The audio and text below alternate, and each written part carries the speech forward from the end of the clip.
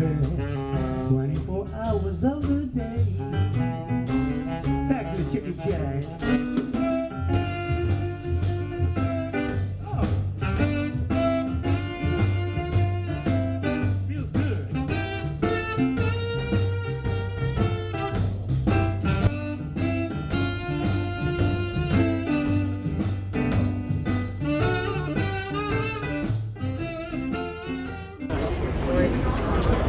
I'd now like to request Patty Janetta Baker to come to the stage, please, to induct a Malton boy, Bobby Dean Blackburn. I'm also a Malton boy, so I'm very much looking forward to this.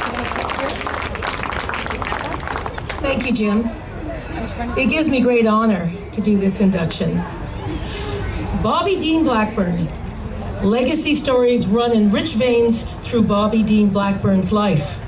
His great-grandfather, Elias Earls, traveled the Underground Railroad from Kentucky to its terminus in Owen Sound, where he married a local girl. Bobby Dean has recently served as artistic director for the town's Emancipation Festival, established in 1862. His ancestors likely attended the same picnic celebration in their own time and sang some of the same songs. Like the pioneers in his family, Bobby Dean's musical sojourn has traveled a long road that's taken him across the GTA, Ontario, and Canada. It started at York Memorial High School, where his band, The Gems, thank you, Jim, where his band, The Gems, won a talent contest and played the first ever school dance. His reward was a threat of expulsion from the principal for deteriorating the morals of students by playing rock and roll. Yeah, that's it. Trailblazer. Even then, a trailblazer. He quit school at 16. He's essentially been on the road ever since. Bobby Dean and the Gems fought the Battle of the Bands with Toronto's other top groups, the Consuls and the Wildwoods.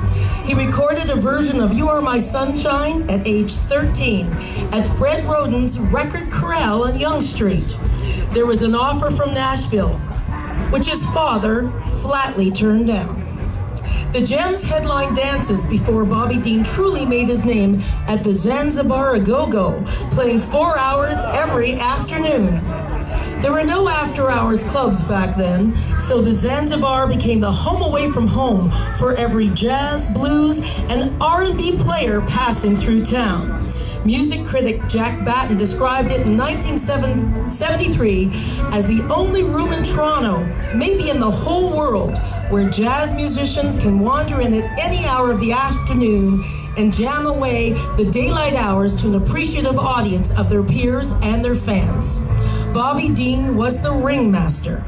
A short list of those who jammed at his Zanzibar finishing school includes Paul Butterfield, Rick James, Buddy Miles, Jimmy McGriff, Taj Mahal, Richard Groove Holmes, David Clayton Thomas, Roland Prince, Dougie Richardson, Don D.T. Thompson, Eugene Smith, and Steve Kennedy. The Blackburn homes in Brampton and Malton, where the family lived for the better part of 40 years, were filled with musicians coming to pay their respects and to play. Blackburn took a 3-year hiatus when his doctor diagnosed smoker's cough. He resumed playing after B.B. King told him, "You should never quit playing because you never know when you might make it." He moved to the Bruce Peninsula about a decade ago and has revived his career, and not coincidentally, the local bar scene up there as well. Blackburn's CV includes a gospel TV show that tapped his childhood roots singing lead in Baptist church choirs, 3 years playing solo in Yellowknife, and a gig on an Alaskan cruise ship. He was the first black coach in the Missisauga Hockey League. He went back to Westwood Secondary School at 57 to complete his high school diploma and was chosen as valedictorian by his fellow adult students. His 4 sons have grown up imbued with their father's music and his passion for it. Their Maple Blues winning Juno-nominated band of brothers proudly carries the Blackburn name. Bobby Dean counts a recent appearance with Blackburn at Summer Folk as one of his career highlights. Many of the group's songs carry lyrical references to the family history.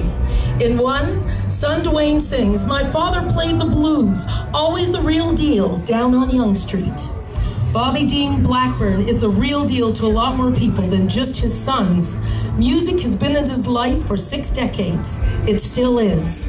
Every gig in every bar in every town across Canada has taken him another step towards his arrival today on the Mississauga Music Walk of Fame. Ladies and gentlemen, Bobby Dean Blackburn.